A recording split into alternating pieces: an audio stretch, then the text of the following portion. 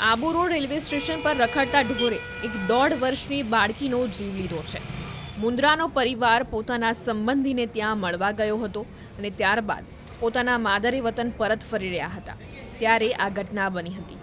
Abu road railway સ્ટેશનના reservation રૂમમાં પરિવાર સૂતો હતો ત્યારે અચાનક એક આખલો આવી ચડ્યો અને 1.5 વર્ષની બાળકીની છાતી પર પગ મૂકીને ચાલ્યો હતો.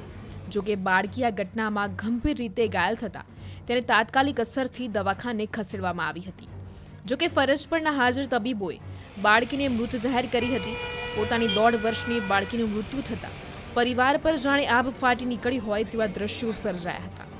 મૃત બાળકીને લઈને પરિવાર ફરી સ્ટેશન પર પહોંચ્યો, જ્યાં સ્થાનિકોએ તેમને આર્થિક મદદ કરીને પોતાના ઘર તરફ જવા રવાના કર્યા હતા.